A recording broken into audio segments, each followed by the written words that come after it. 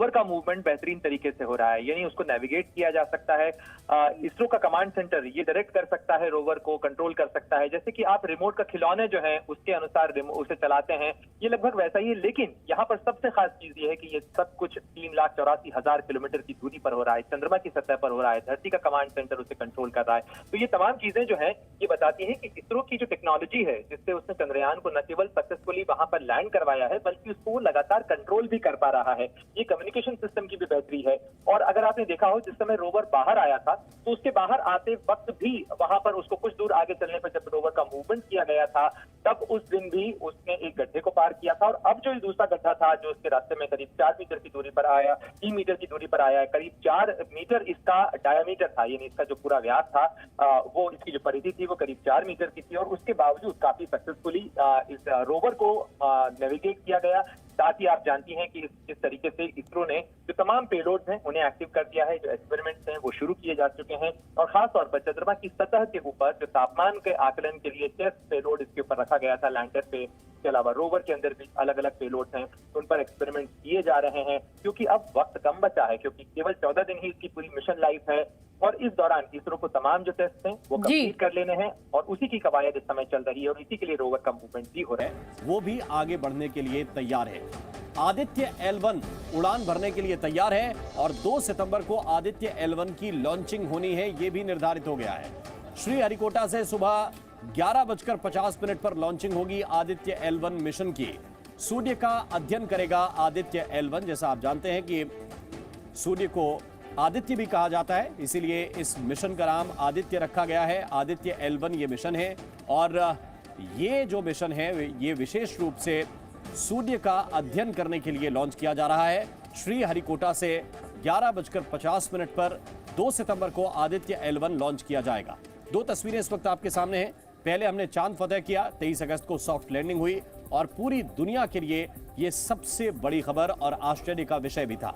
लेकिन दूसरी तस्वीर जो आप देख रहे हैं वो है आदित्य L1। आदित्य L1 के लॉन्चिंग की पूरी तैयारी हो चुकी है। 2 सितंबर को ये आदित्य L1 मिशन लॉन्च किया जाएगा, और इसमें खास बात यह है कि सूरज का अध्ययन किया जाएगा। सूरज तक पहुंचना लगभग नामुमकिन माना जाता है, क्योंकि सूर्य के आसपास का वातावरण बहुत ही गर्म है, उसके आसपास जो भी जाता है वो जलकर खाक हो जाता है। लेकिन आदित्य L1 ये जो मिशन लॉन्च किया जा रहा है, ये सूर्य के जितना नजदीक हो सकेगा जाने की कोशिश करेगा, और वहां से आसपास के वातावरण का अध्ययन किया जाएगा। सूर्य के विषय में नई जानकारियां जुटाने की कोशिश इस मिशन के द्वारा की जाएगी।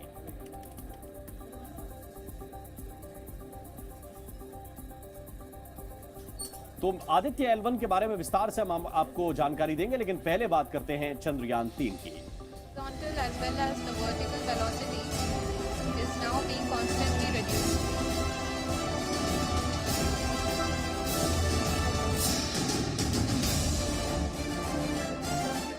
विक्रम ने लिया चांद का तापमान।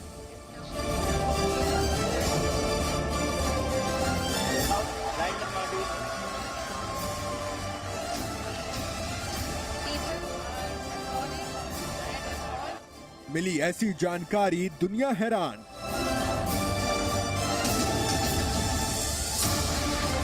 आने वाली है चांद की सबसे अच्छी तस्वीर।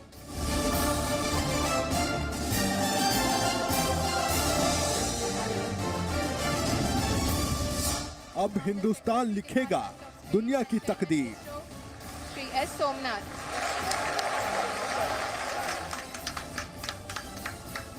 रोवर प्रज्ञान ऑन, दुनिया हैरान।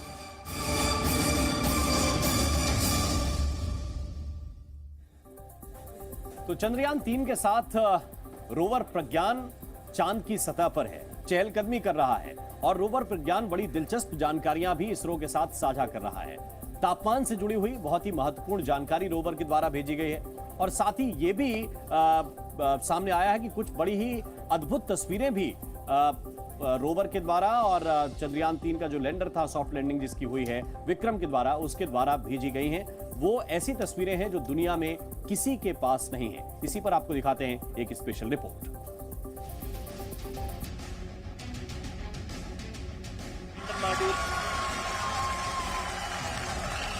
we are looking excitedly for the next 13-14 days until the day on the moon sets. Hindustan का मिशन चंद्रयान 3 बिल्कुल सही ट्रैक पर है। प्रज्ञान रोवर के चांद की सतह पर उतरते ही उसने अपना काम शुरू कर दिया है। इसरो के मुताबिक प्रज्ञान रोवर ने पहली बाधा पार कर ली है। रोवर ने करीब 100 मिलीमीटर के क्रेटर को क्रॉस किया, लेकिन उसे अभी कई चुनौतियों का सामना करना बाकी है। इसरो चंद्रयान और रोवर लैंडर की जुटाई जानकारी लगातार साझा कर रहा है। इसरो ने वो जानकारियां साझा की जो चांद की सतह से रोवर प्रज्ञान भेज रहा है। Everything is working very well. The Chandrayaan 3, the lander, the rover is very healthy, and all the 5 instruments on board have been switched on, and it's giving beautiful data now.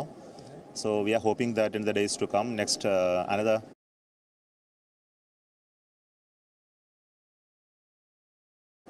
10 more days remaining before 3rd of September, we should be